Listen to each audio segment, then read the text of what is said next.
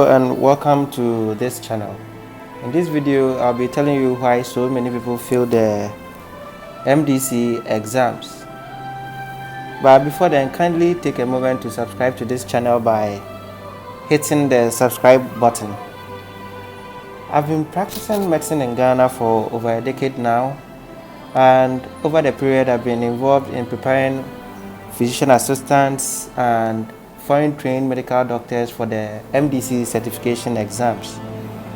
For the first time, I would like to share some secrets with you as you prepare to face the Medical and Dental Council.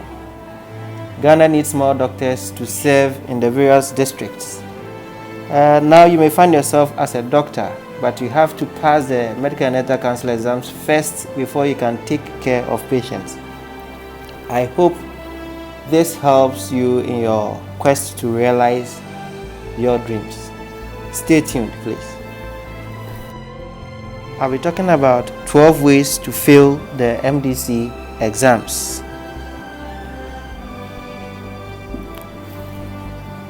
1. Disregard the odds. MDC started the exams in year 2000.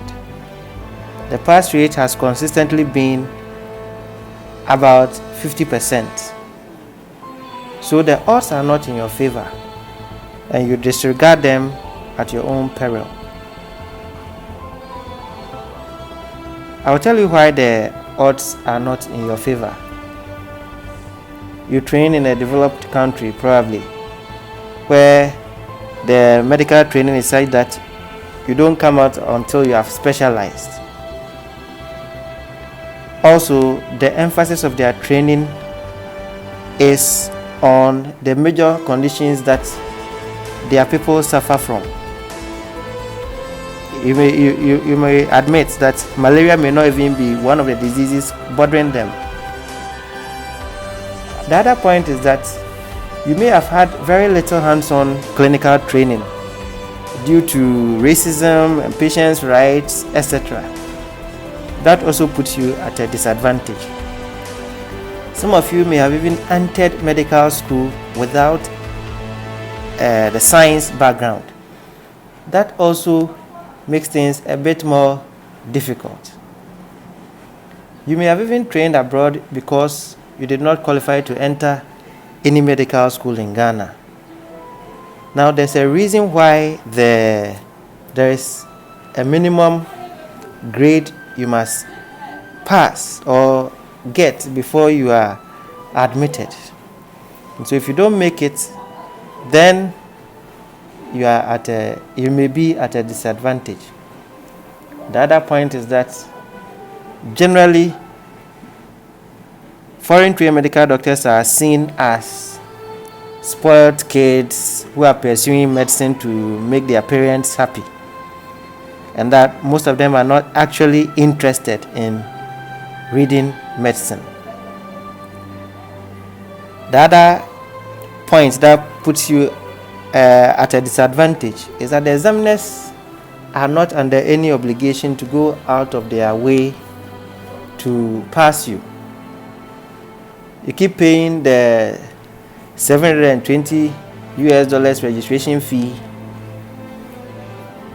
and nobody really bothers. Once you keep paying, you keep registering, they are okay. They will keep examining you.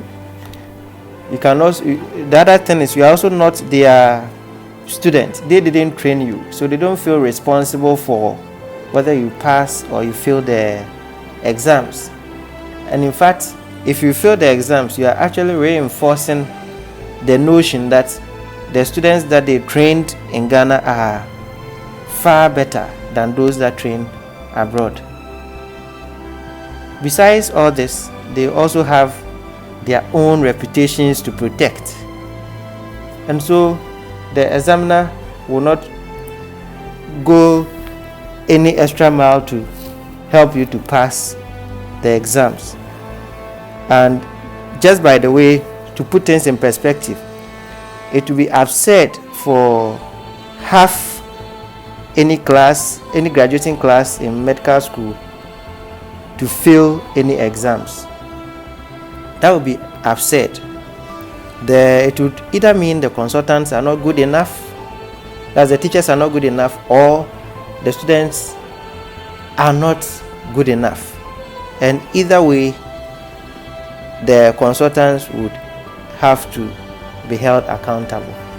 And that's why they go the extra mile to ensure that certainly, well, some may fail, but not more than 20%, 10% of the class usually fails from any graduate. Okay.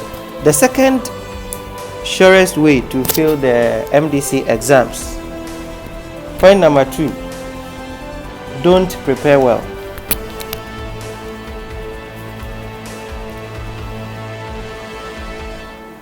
Be the general who goes to war without preparation. Just take things easy, relax, and hope for the best. Tell yourself, all I have to do is show up for the exam. You have to remember that the MDC axe has been sharpened, ready to cut your dreams down.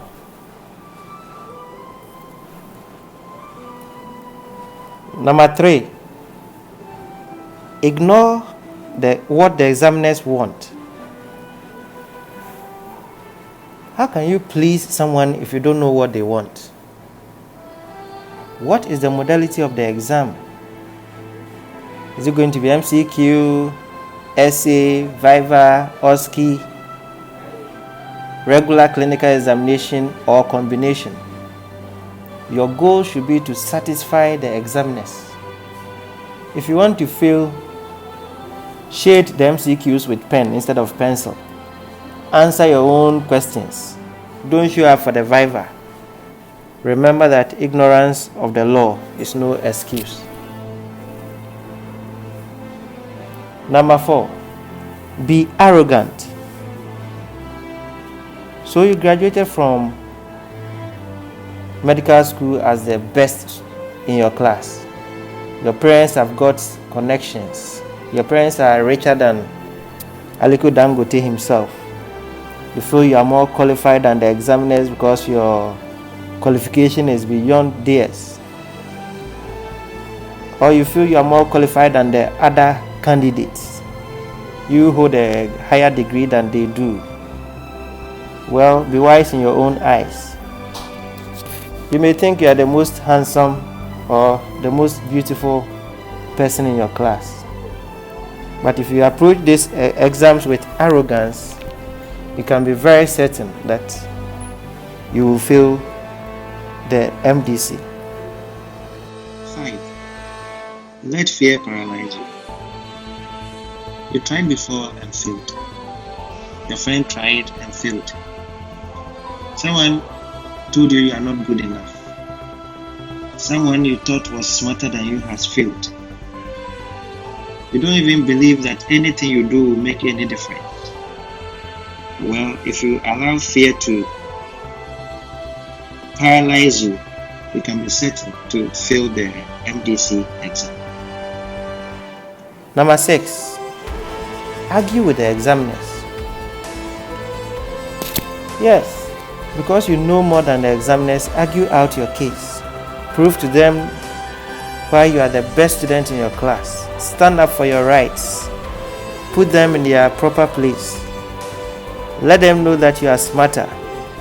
If you go arguing with the examiners, raising your voice, not being willing to be corrected, you can be certain that you will not pass the exams. Point 7, tell lies. When you are asked a question you don't know, just tell a lie. Be smart. You'll be asked if you are sure of your answer, but just say yes. Make wild guesses. After all, nothing is wrong if you say in the Philippines is used to treat malaria. Do you think your patients will be safe with you? The examiners will see through your lies and will make sure you don't pass the exams. Point 8, don't get a mentor. If you had a mentor, he would guide you in your preparation, but that would make you accountable to him. He might ask you to sleep late or wake up early. He would make you uncomfortable with incessant questioning. Have you done this? Have you done that? Think about it. Why should you compromise your freedom when you can spend your time doing other things? Being on a social media, doing other things, and taking care of your own self. There's no need for a mentor. If you don't get a mentor, well, you'll be fighting a battle you know nothing about, and you can be sure to fail the exam. 9. Ignore the basic sciences. Without a solid foundation, a building cannot stand.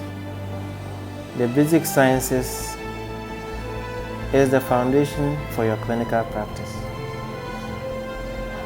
It is not called basic sciences for nothing. So as you prepare for the exams, you'll be needing little anatomy, pathophysiology of common diseases, at least basic understanding of pharmacology, and these are necessary for you to be able to confidently face the medical and dental council. But then why should you care? All you want is to be a doctor. But my friend, you'll be exposed.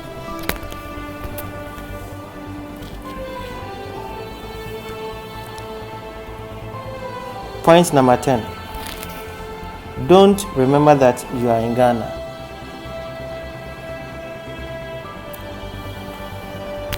So you trained abroad where literally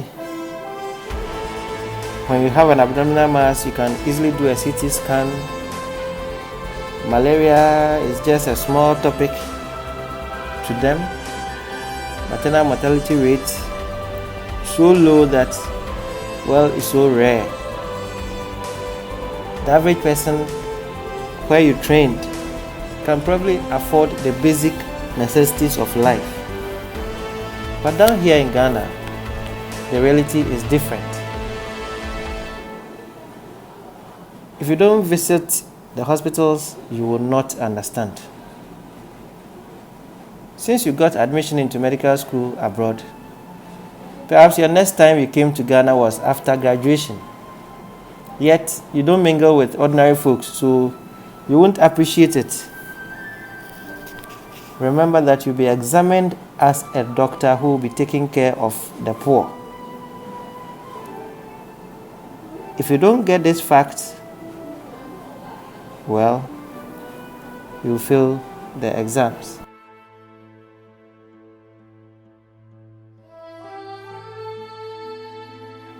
Point number 11. Try to cheat. You could smuggle your phone or some other foreign material into the examination hall. You could ask the invigilator or other candidates for help. You could also try stretching your neck to look at the nearby candidates' work for inspiration. Some also hide foreign materials at the washroom and periodically go there to refresh their memories. If you are lucky enough to get caught, then congratulations. You will fail the exams with a bonus of other sanctions as well.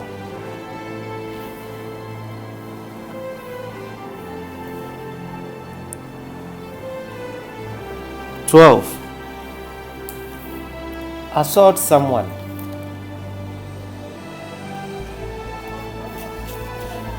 Assault a candidate or an invigilator, and you can be very sure to fail.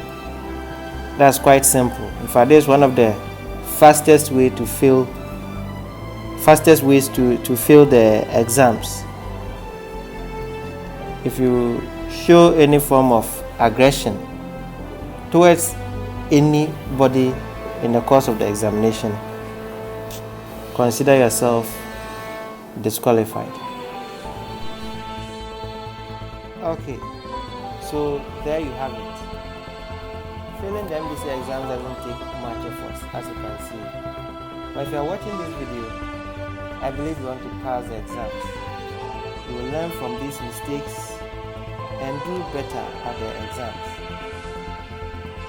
You want to pass the exams, and that's why in my next video I'll be telling you about 12 ways to pass the MDC exams at the first attempt.